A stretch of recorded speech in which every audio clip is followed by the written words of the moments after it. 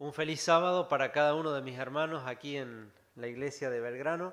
Estamos en familia, somos una gran familia, la iglesia, por lo tanto estoy contento de poder en esta mañana compartir la palabra de Dios, poder estudiar, poder reflexionar en ella y poder también sacar aplicaciones para nuestra vida espiritual, para que podamos crecer, para que podamos avanzar en nuestra vida espiritual. Quien hizo el contacto conmigo es uno de los ancianos de esta iglesia que hoy no está, Sergio Navarro. Él me invitó para venir y estar junto a ustedes, así que es un gusto para mí poder estar en esta mañana compartiendo la palabra de Dios. Y para comenzar, en esta mañana quisiera tomar un versículo como disparador, ¿no? Como una reflexión con el cual vamos a centrarnos en esta mañana. Está allí en la palabra de Dios, San Mateo capítulo 5, versículo 48. San Mateo capítulo 5, versículo 48. Y antes de leerlo, después vamos a hacer un poquito el comentario y al final vamos a también reflexionar en este pasaje. Muchas veces los pastores o los predicadores o quienes toca estar en el púlpito, en algunas situaciones hacen preguntas, ¿no? Mateo 5:48. Y por ahí se le pregunta a la iglesia, ¿quién es santo de los que está aquí presente? Y yo no voy a pedir que nadie levante la mano en esta mañana. ¿Y quién es santo? Y nadie se anima a levantar la mano. Cuando el apóstol Pedro dice que nosotros somos real sacerdocio, nación santa, pueblo adquirido por Dios para anunciar las virtudes de aquel que nos llamó de las tinieblas a la luz admirable. O por allí nos preguntan, ¿quién se considera salvo? Y son preguntas que llegan a lo más íntimo de nuestro ser y por ahí no nos animamos a contestar sí. Porque si decimos sí, parecemos creídos, y si decimos no, estamos en una situación que no sabemos qué hacer, ¿no? ¿Quién es salvo? ¿Quién es santo? Y acá nos podríamos preguntar, vamos a leer el versículo, ¿no? Donde Jesús dice, sed pues perfectos, como vuestro Padre que está en los cielos es perfecto. Y si yo pregunto, ¿quién es perfecto? Y no sabemos qué contestar, si decir sí o no, porque entramos en ese corralito, en esa situación que no sabemos qué decir, ¿no? Como lo mismo ocurre con la salvación, lo mismo ocurre con la santidad. Y acá Jesús nos desafía a ser perfectos, un llamado a ser perfectos. Indudablemente que si Jesús nos pide ser perfectos, es porque podemos ser perfectos. Jesús no nos va a pedir algo que no pueda ser posible, ¿no? Valga la redundancia. Y si nos situamos allí en ese pasaje, vamos a hacer un poco el contexto del capítulo 5. Capítulos 5, 6 y 7 del libro de Mateo nos hablan allí del Sermón del Monte.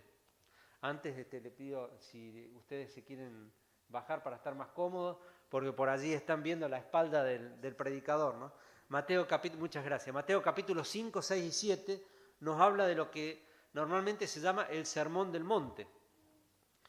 Y quien escribe este sermón, o sea, este sermón fue dado por Jesús, ¿no? Pero quien escribe es Mateo. Mateo era uno de los 12 discípulos, ¿no? Así que Mateo fue testigo presencial de lo que ocurrió allí. Mateo escuchó este sermón de Jesús. Mateo escuchó las enseñanzas de Jesús. Mateo estuvo presente, fue testigo presencial de este sermón. Y es notable porque Mateo escribe, ¿no? Y ahí está la providencia, ¿no? Cómo Dios guía en el estudio de su palabra, porque Mateo escribe este sermón o esta enseñanza de Jesús, no lo hace inmediatamente después que Jesús termina de predicar. Se cree que el Evangelio de Mateo fue escrito unos 30 años después que Jesús ascendió al cielo. Así que, ¿cómo hizo Mateo para recordar cada situación, cada enseñanza, cada parábola, cada lección que Jesús enseñó? Indudablemente que el Espíritu Santo trajo a su mente y le hizo recordar cada una de las situaciones, ¿no? Imagínense si ustedes tuvieran que, de acá a 30 años, escribir acerca del sermón que están escuchando hoy. O si hoy tuvieran que escribir, aquellos que tienen más de 30 años, un sermón que escucharon 30 años atrás. Ustedes podrían escribir con lujo de detalle, con cada situación, cada cosa, cada circunstancia que pasó. Evidentemente acá está la providencia, ¿no? Dios trae a la mente del escritor, inspirando por el Espíritu Santo a Mateo para que escriba esto. Y mientras Mateo escribió, en ese auditorio dice que había grandes multitudes que escuchaban a Jesús. Allí estaban representadas todas las clases sociales. Allí estaba el rico, estaba el pobre, estaba el que tenía educación, estaba el analfabeto, estaban los que trabajaban, estaban los que no trabajaban, estaban los discípulos, los 12, escuchando estas enseñanzas, estaban las mujeres, estaban los niños, estaban los ladrones, los publicanos, las prostitutas, etc. Un variado auditorio, ¿no? Por eso imaginemos en ese auditorio tan amplio, tan diverso, tan heterogéneo, Jesús dice: sed pues vosotros perfectos, como vuestro Padre que está en los cielos es perfecto. Y quería centrarme en este pasaje. Vamos a verlo al final del sermón, más detallado, a este tema de qué significa ser perfecto. Porque como dije anteriormente, hasta los discípulos estaban allí, escuchando esta enseñanza de Jesús. Estaba Pedro, estaba Juan, estaba Santiago, estaba Judas, estaba Mateo, estaba Tomás, todos estaban allí escuchando. Y si yo les preguntara hoy en esta mañana, los discípulos, hablemos de los 12, ¿no? ¿Eran perfectos? Como nosotros entendemos la palabra perfecto. Porque para nosotros perfecto es alguien que no se equivoca, es alguien que no comete errores, es alguien que es 10 sobresaliente, ¿no? Que no comete ningún error, no hay ningún error en esa persona. ¿Podríamos decir que los apóstoles no cometieron ningún error, que eran perfectos en ese sentido de la palabra? O el apóstol Pablo, por ejemplo, que después fue llamado por Jesús en ese camino a Damasco, ¿era perfecto en el sentido que nosotros entendemos la palabra perfecto? Nunca cometió un error el apóstol Pablo, nunca cometió un error el apóstol Pedro, nunca cometió un error el apóstol Juan. Evidentemente que sí, cometieron errores, así que Jesús no habla de esa perfección, está hablando de otra cosa y eso es lo que queremos ver en esta mañana. Vamos a ver 3 situaciones, al final vamos a desarrollar acá Mateo 5, 43 al 48, pero quiero empezar con ustedes detallando ahí Mateo capítulo 19. Mateo capítulo 19 es una historia muy conocida, es una historia que escuchamos desde niños, es una historia que se cuenta allí en las salas, ¿no? de infantes, de intermediarios, de primarios, una historia muy conocida. Mateo capítulo 19, versículo 16 al 22. También Mateo fue testigo presencial de esto que ocurrió, por eso él también lo escribe. Este incidente está registrado por Mateo, por Marcos y por Lucas. En los 3 evangelios sinópticos está registrado y es ese encuentro que Jesús tiene con el joven rico. Una historia muy conocida, ¿no? El joven rico. Dice Mateo capítulo 19, versículo 16. Entonces un joven se acercó a Jesús y le preguntó: Maestro bueno, ¿qué bien haré para tener la vida eterna? Había una preocupación de parte del joven, ¿no? Marcos nos dice de que Jesús estaba camino a Jerusalén. O sea, Jesús estaba ya en la última parte de su ministerio, estaba cerca de entregar su vida por cada uno de nosotros. Estaba haciendo el último recorrido. De aquí iba a Jerusalén, en Jerusalén iba a ser enjuiciado por el Sanedrín, por los principales sacerdotes, por los escribas, por los fariseos, y finalmente iba a entregar su vida por cada uno de nosotros. Estamos al final del ministerio de Jesús, de esos 3 años y medio, y mientras Jesús se iba rumbo a Jerusalén, aparece este joven, ¿no?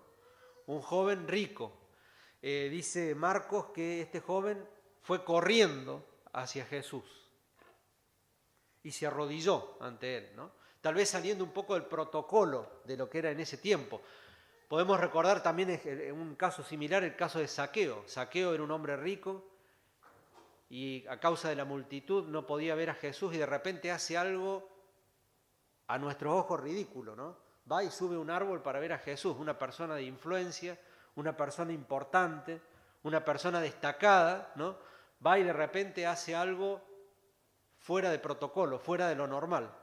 Y acá este joven, que también dice Lucas que era un gobernante, era una persona importante, era una persona destacada, era una persona que probablemente tenía culta, educada, con riquezas, de repente va corriendo y se arrodilla delante de Jesús. Claro, este joven había quedado impactado con lo que había ocurrido en los versículos anteriores, no lo vamos a leer acá, pero Jesús había bendecido a los niños, ¿no? De repente un maestro como Jesús recibe a las mujeres que en ese tiempo no eran consideradas en alta estima, digamos, en la sociedad, era una sociedad machista. De repente Jesús recibe a las madres y a los niños.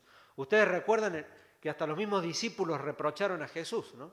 Y le dijeron, no molesten al maestro, ¿no? En cierta forma yo me imagino ahí a los discípulos diciéndole a las madres que venían con sus hijos para que Jesús tocara a los hijos, para que los bendijera, para que los abrazara. De repente me imagino los discípulos tratando de poner orden ahí, no molesten a Jesús, Él está para cosas importantes, ¿cómo va a perder el tiempo estando con los niños, ¿no? Y de repente Jesús dice, no, dejen que los niños vengan a mí, ¿no? Dejen que los niños vengan a mí, porque de los tales es el reino de los cielos. En otra ocasión Jesús también le dijo a sus propios discípulos, o sea, imaginemos la situación, Jesús diciéndole a sus propios discípulos, lo registra Mateo en el capítulo 18, no lo vamos a leer ahora, pero Jesús le dice a los discípulos, ustedes tienen que cambiar, si ustedes quieren entrar en el reino de los cielos, ustedes tienen que cambiar y ser como un niño, ¿no? Claro, y todas estas palabras fueron escuchadas por este joven que se arrima a Jesús, ¿no? Y va corriendo y se arrodilla delante de él porque tenía una necesidad, tenía una preocupación, lo que vimos ahí en el versículo 16, le preguntó, maestro bueno, ¿qué bien haré para tener la vida eterna? Yo estoy preocupado por esto, quiero tener la vida eterna. ¿Qué tengo que hacer? ¿Qué obras tengo que hacer? ¿Cuántos estudios bíblicos tengo que dar?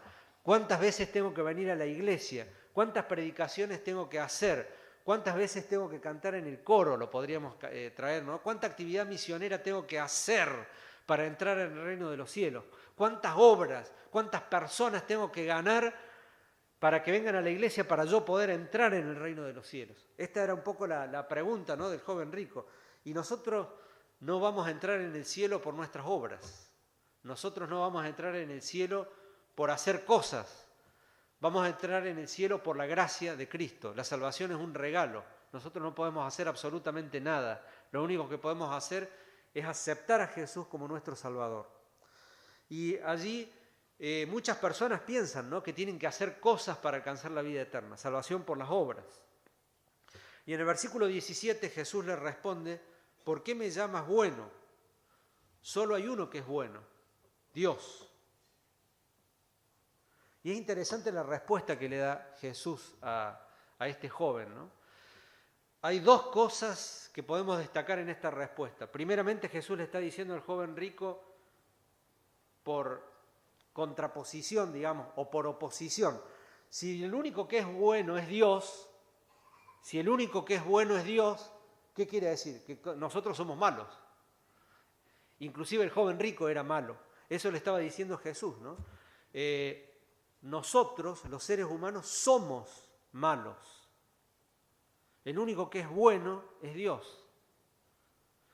Jesús lo dice en otra situación, le dice a los discípulos, si ustedes siendo, o sea, cuando él le dice, ustedes piden a Dios el Espíritu Santo, ¿no?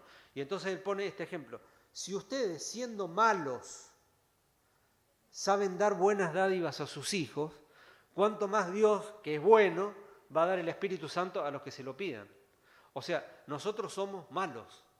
Y este concepto lo tiene también el apóstol Pablo. Cuando nosotros vamos al libro de Romanos, dice, no hay justo ni aún uno, no hay quien haga lo bueno. Todos se desviaron, todos se descarriaron. No hay quien haga lo bueno, no hay ni siquiera uno. O sea, Jesús le está diciendo al joven rico, tú eres malo, por más que hagas obras, por más que hagas cosas, por más que guardes los mandamientos, como vamos a ver como sigue el relato, tú eres malo. Y lo que necesitas es la salvación, necesitas de mí, ¿no? Y en segundo lugar, primero lo que Jesús le dice al joven, tú eres malo, el ser humano es malo, nosotros somos malos porque somos pecadores, no porque Dios nos haya creado malos, sino porque nosotros elegimos el pecado y el mal, entonces somos malos. Y por otro lado Jesús le dice, el único que es bueno es Dios. Y acá viene lo interesante, porque Jesús le dice al joven rico, si vos me estás diciendo a mí que yo soy bueno, porque el joven rico viene y se acerca a Jesús, le dice, maestro bueno. Entonces Jesús le dice, bueno, si vos me estás diciendo a mí que yo soy bueno, me estás reconociendo como Dios, estás reconociendo mi divinidad, me estás reconociendo como el Dios hecho hombre, Emmanuel, Dios con nosotros. Si me estás reconociendo como Dios, entonces tenés que hacer lo que yo te digo, porque yo soy Dios. Y sigue el relato, versículo 18, ¿no? Y Jesús le contesta, ¿por qué me dices bueno? Solo uno es bueno, Dios. Y bueno, y Jesús también es bueno, porque es Dios, ¿no? Entonces le dice, bueno, si quieres entrar en la vida, guarda los mandamientos. Bueno, entonces el joven rico ahí dice, bueno, yo acá no me puedo equivocar, porque si yo quiero entrar en la vida eterna, tengo que saber cuáles son los mandamientos que tengo que guardar para entrar en el reino de los cielos. Entonces dice el versículo 18, el joven le pregunta, ¿cuáles son los mandamientos? Jesús le respondió, no matarás, no cometerás adulterio, no hurtarás, no dirás falso testimonio, honra a tu padre y a tu madre, y amarás a tu prójimo como a ti mismo. Ahí Jesús le menciona el quinto, el sexto, el séptimo, el octavo y el noveno mandamiento y resume la ley, ¿no?, en amar a tu prójimo como a ti mismo. Ese era el problema que tenía el joven rico. El joven se amaba a sí mismo, pero no amaba a su prójimo. Entonces en el versículo 20 dice, el joven contestó, todo esto lo he guardado, y agrega Marcos y Lucas, desde mi juventud. Todo esto lo he guardado desde mi juventud. ¿Qué más me falta? O sea, guardar los mandamientos llevándolo al plano de la matemática, ¿no? Como diciendo, es una condición necesaria pero no suficiente, ¿no? Guardar los mandamientos es una condición necesaria. El joven guardaba los mandamientos, pero se daba cuenta que le estaba faltando algo en su vida espiritual. Era una vida formal, era una vida tradicional, era una vida de formalismo, una vida rutinaria. Le estaba faltando algo. ¿Qué más me falta? Dice, ¿no? Y en el versículo 21 Jesús le dijo, y si quieres ser perfecto, y acá está, ¿no? Nosotros dijimos, sed pues vosotros perfectos, como vuestro Padre que está en los cielos es perfecto. Si quieres ser perfecto, anda, vende lo que tienes, dáselo a los pobres, y tendrás tesoro en el cielo, y ven y sígueme. Eso es lo que le faltaba al joven rico. Porque ese era el problema que él tenía. El problema que él tenía era el amor a las riquezas. Para él, su vida estaba centrada en sí mismo, una vida egoísta. Él era el personaje central de la historia, ¿no? Era él y su riqueza. Era lo más importante para él. Era él y su riqueza. El problema no es la riqueza, el problema es el amor a la riqueza, ¿no? Dios no pide a todos los que tienen riqueza que vendan sus riquezas. Se lo pidió al joven rico, porque el joven rico, ese era el problema que tenía él. Ustedes recuerdan, por ejemplo, a Abraham. Abraham era un hombre que era rico. Es más, cuando tuvo que separarse con su sobrino Lot, la tierra no alcanzaba para todo el ganado que tenían entre los dos. Y bueno, Lot se fue para los lados de Sodoma y Abraham fue para el otro lado. Pero Dios no le pidió a Abraham que venda sus posesiones. Job también era un hombre rico. Sin embargo, Dios no le pidió a Job que venda sus posesiones, porque Job y Abraham no tenían ese problema. Ellos no amaban las riquezas. El problema del joven era que amaba las riquezas. Él tenía las riquezas como su Dios. Era lo que ocupaba el primer lugar en su vida. Y dice el versículo 22, al oír esta palabra, el joven se fue triste porque tenía muchas posesiones. Y no se sabe más nada qué pasó con ese joven. Si nosotros queremos ser perfectos, el primer punto que podemos destacar aquí, si queremos ser perfectos, es debemos poner a Cristo en primer lugar. Él debe ocupar el primer lugar y nosotros debemos ser sus discípulos, ¿no? Sus seguidores. Sígueme, porque ser discípulo es ser un seguidor de Cristo. Jesús lo dice en otras palabras, en otro momento de su ministerio, dice, si alguno quiere ser mi discípulo, niéguese a sí mismo, tome su cruz cada día y sígame. Lo que nosotros debemos hacer es negarnos a nosotros mismos. Tener la experiencia que tuvo el apóstol Pablo. Ya no vivo yo, mas vive Cristo en mí. el primer aspecto para ser perfecto en nuestra vida cristiana es poner a Cristo en primer lugar. Él debe ocupar el primer lugar en mi vida y en tu vida. Vamos a ir al segundo incidente, lo vamos a mencionar rápidamente. Génesis capítulo 6. Génesis capítulo 6, versículo 9. Allí en Génesis capítulo 6 se nos relata la historia del diluvio, ¿no? ¿Ustedes recuerdan en qué condiciones se encontraba el mundo antes de que llegara el diluvio? Dice que el pensamiento del hombre era de continuo solamente el mal, ¿no? Y se describe allí, ustedes después lo pueden leer en sus casas, Génesis capítulo 6, había violencia, había maldad, había corrupción, había una serie de situaciones en las cuales el hombre se fue apartando cada vez más de Dios, había inmoralidad, idolatría, etc. Y en Génesis capítulo 6, versículo 8 dice, pero Noé halló gracia ante los ojos del Señor. Y vamos a centrarnos en el versículo 9. Ahí se describen tres características. Ustedes recuerdan que Jesús dijo, ¿no? Antes de que Él viniera por segunda vez, una de las características, una de las señales que Jesús dio fue que va a ser como en los tiempos de Noé. En los tiempos de Noé, ¿no? Y uno se podría preguntar cómo ser fiel a Dios en un mundo en el cual vivimos actualmente, ¿no? Como le pasó a Noé. Fíjense lo que dice Génesis capítulo 6, versículo 9. Este es el diagnóstico que Dios da. Esto es como Dios ve las cosas, ¿no? A través de Moisés, que escribe este libro de Génesis. Génesis capítulo 6, versículo 9. Esta es la historia de Noé. Noé fue, y ahí se describen tres características. Noé fue, ¿qué cosa? Un varón justo. En segundo lugar, perfecto en sus generaciones. Y en tercer lugar, con Dios caminó Noé. En un mundo corrompido, en un mundo de pecado, en un mundo en el cual Dios había decidido poner fin a la vida humana como consecuencia del pecado, Noé fue hallado como un varón justo. Otra versión dice un varón recto, ¿no? Recto nos podemos imaginar también, podemos entrar en el campo de la geometría, ¿no? Cuando nosotros dice una recta, ¿qué significa una recta? O algo recto, que no se desvía ni para la derecha ni para la izquierda, es algo recto, es algo que va derecho, es algo que no tiene desvío, ¿no? Así era la vida de Noé ante los ojos de Dios. Dice que Noé era un varón justo, era un varón recto, era un varón íntegro, era un varón que tenía convicciones fuertes en un mundo corrompido, en un mundo violento, en un mundo inmoral, en un mundo idólatra. Noé era un varón justo, porque vivía una vida en armonía con la voluntad de Dios. Era un hombre recto, era un hombre honrado, era un hombre de convicciones fuertes, era recto en pensamientos y en acciones.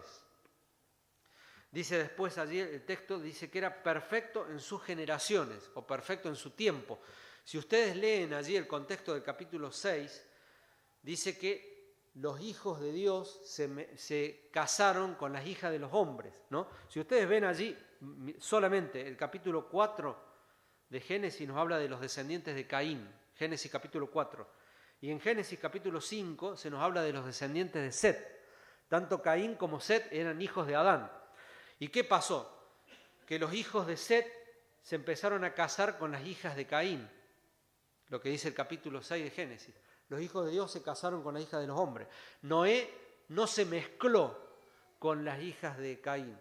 Es más, por lo que da a entender el contexto, dice el versículo 3 del capítulo 6, el versículo 2 dice, los hijos de Génesis capítulo 6, versículo 2.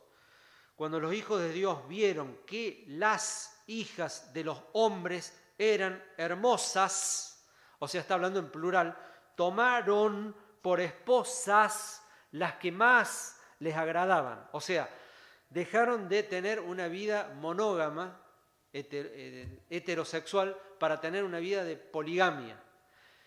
Porque dice que los hombres miraron a las mujeres que eran hermosas, las hijas de Caín. Por lo tanto, vivían en una vida en poligamia. Un hombre tenía varias mujeres. Así era la vida antes del diluvio. Y Noé se mantuvo perfecto. Noé siguió las indicaciones de Dios. Noé mantuvo un matrimonio sólido, heterogéneo, no homosexual, sino heterosexual, con una sola mujer que era descendiente de Set. Por lo tanto, él mantuvo, por eso fue perfecto en sus generaciones. Y dice al final del versículo, con Dios caminó Noé. Cuando nosotros hablamos de caminar, nos da la idea de avanzar, nos da la idea de progresar, nos da la idea de recorrer un camino, ¿no?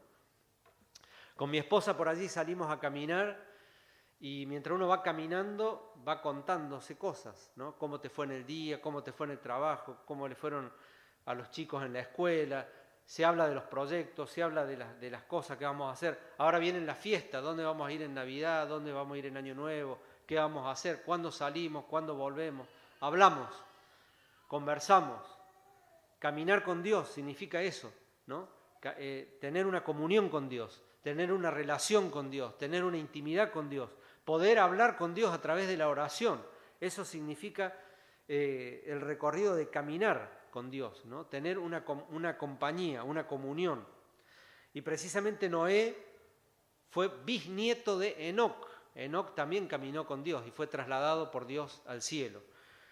Así que si nosotros queremos vivir una vida perfecta, o si queremos ser perfectos como Dios es perfecto, debemos tener una vida justa, una vida recta, una vida en armonía con los principios de Dios, y debemos caminar con Dios. Debemos recorrer el camino de la santificación en compañía con el Señor, ¿no? Ustedes recuerdan, Jesús dijo a sus discípulos, yo soy el camino, la verdad y la vida. Si nosotros queremos recorrer el camino de la santificación, tenemos que estar tomados de la mano de Jesús. Y vamos a terminar esta reflexión en esta mañana leyendo el texto con el cual arrancamos, Mateo capítulo 5. Mateo capítulo 5, versículo 43 al 48. Mateo capítulo 5, versículo 43 al 48, ahí nos da el contexto con el cual Jesús termina esta conclusión y dice, sed pues vosotros perfectos, como vuestro Padre que está en los cielos es perfecto. Mateo 5, versículo 43 dice lo siguiente, oísteis que fue dicho, amarás a tu prójimo y aborrecerás a tu enemigo. Acá hay varias cosas interesantes, ¿no?, para destacar. En primer lugar, podemos hablar acerca del amor y en segundo lugar podemos hablar acerca del prójimo, ¿no? Nosotros en el castellano tenemos una sola palabra para la palabra amor y usamos esa palabra amor para un montón de cosas, ¿no? Yo amo a mi esposa, amo a mis padres, amo a mis hijos, amo a la escuela, amo el trabajo, amo la patria, o sea, mezclamos. Amo a mi perro, amo a mi gato, amo a la iglesia, o sea, usamos una palabra para varias cosas, ¿no? Pero en el griego esta palabra amor estaba dividida o tenía los griegos tenían tres palabras distintas para hablar acerca del amor, ¿no? En primer lugar estaba la palabra fileo, que es el amor filial, el amor, la podríamos traducir más esa palabra como querer, porque por allí decimos no es lo mismo amar que querer, ¿no?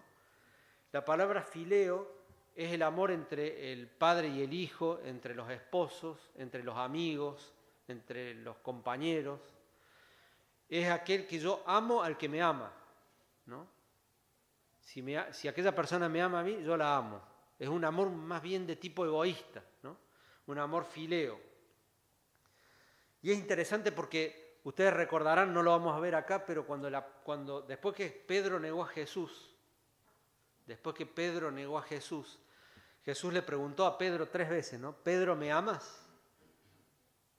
Y Pedro le contestó, Señor, tú sabes que te amo.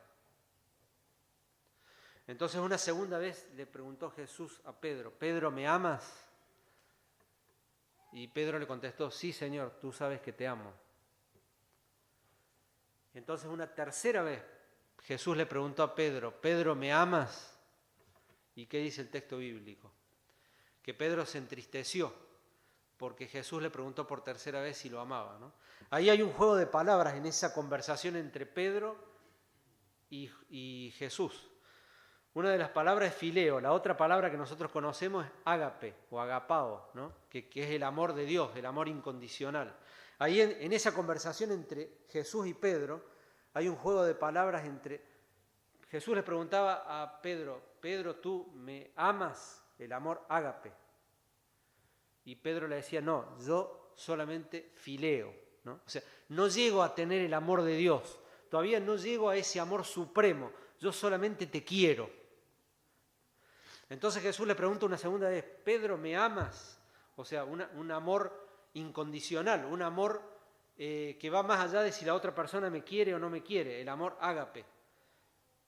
Y Pedro le contesta, no, yo solamente te quiero, yo fileo, no llego a ese amor supremo que solamente Dios tiene. Y en la tercera oportunidad Jesús ya no le pregunta si Pedro tenía ese amor ágape, le pregunta, Pedro, ¿tú tienes el amor fileo? Por eso Pedro se entristeció, ¿no? De que le preguntara eso, porque ya en 2 veces anteriores le había dicho, yo te quiero. Entonces Jesús le pregunta, Pedro, ¿me quieres? Bueno, por eso se entristeció ahí Pedro de que Jesús... era como que no entendía y finalmente le dice, Señor, tú lo sabes todo. O sea, a mí no me da todavía, no tengo el nivel de amar como Dios ama, pero estoy en camino de eso, estoy en un proceso, estoy recorriendo ese camino. Todavía no llegué a amar de la manera que Dios ama, pero estoy en ese camino, ¿no? Y en segundo lugar, dice el versículo 43, amar al prójimo, ¿no? ¿Quién es el prójimo? Bueno, para el israelita el prójimo solamente era otro israelita, ¿no? Ustedes recuerdan ahí un intérprete de la ley en una determinada oportunidad viene y le pregunta a Jesús, ¿cuál es el principal mandamiento? Bueno, el principal mandamiento es amarás a tu Dios con todas tus fuerzas, con todo tu corazón, con toda tu mente. Y el segundo mandamiento es semejante al primero, amarás a tu prójimo como a ti mismo.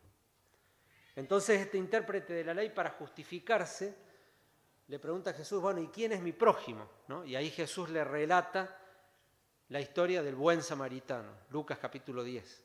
O sea, para el israelita el prójimo era solamente otro israelita, ni siquiera el samaritano era un prójimo, ni siquiera menos los gentiles, menos los paganos, ¿no? Ellos creían que solamente debían amar a aquel que era solo de su nacionalidad y de su religión.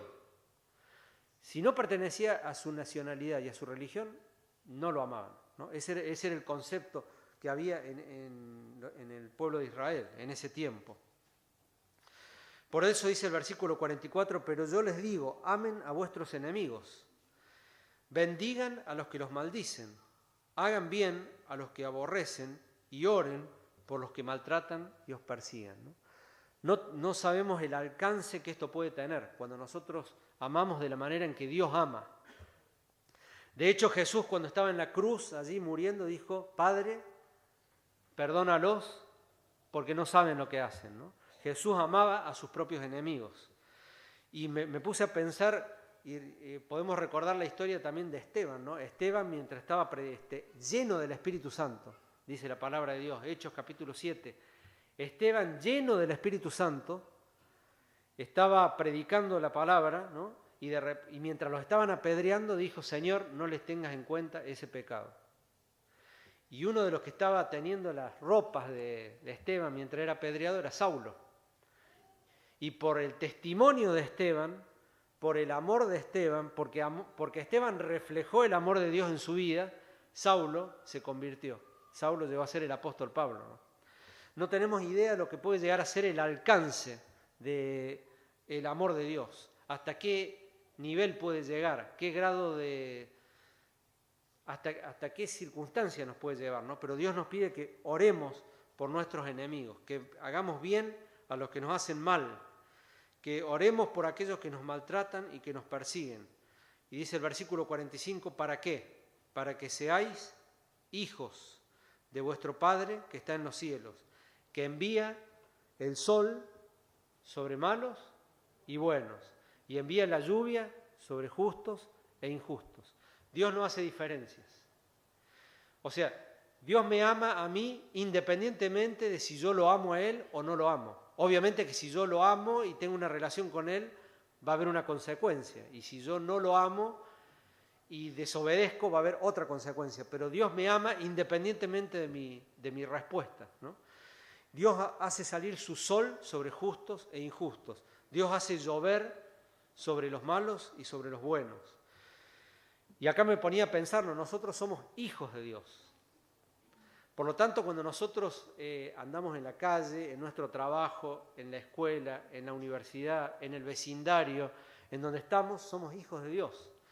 Y nosotros representamos a Dios. Así que la pregunta que nos podríamos hacer en esta mañana es ¿cómo hacemos quedar a Dios nosotros con nuestro vecino, con nuestro compañero de trabajo, con nuestro compañero de estudio, con nuestros amigos, ¿no? Somos hijos de Dios. Y si somos hijos de Dios, debemos reflejar el carácter de Dios, ¿no? Versículo 46, porque si ustedes aman a los que le aman, el amor fileo, si ustedes aman a los que le aman, ¿qué recompensa tienen? Eso lo hacen los publicanos. Los publicanos eran aquellos que recaudaban los impuestos, eran israelitas, que recaudaban impuestos a otros israelitas para darle el impuesto ese a Roma, ¿no? Los publicanos hacen eso, ellos aman a los que le aman, ellos quieren a los que lo quieren. Y el versículo 46, si ustedes saludan a sus hermanos, ¿qué hacen de más? También lo mismo hacen los paganos. O sea, si vos y yo somos cristianos, tiene que haber una diferencia. Si vos y yo somos seguidores de Jesús, tiene que haber una diferencia con aquellos que no son seguidores del Señor. Porque si ustedes aman a los que le aman, ¿qué recompensas tienen? ¿No hacen lo mismo los publicanos? Y si ustedes saludan a vuestros hermanos, ¿qué hacen de más? ¿No hacen lo mismo los paganos? Sed pues perfectos, como vuestro Padre que está en los cielos es perfecto. Ser perfecto significa tres cosas, resumiendo en esta mañana. En primer lugar, poner a Dios en primer lugar, que Él ocupe el primer lugar en mi vida, como debería haber hecho el joven rico, ¿no? Si una cosa te falta, vende todo lo que tienes, o sea, deja todo impedimento que no te deja llegar a Cristo y sigue a Cristo, ponlo a Él en primer lugar.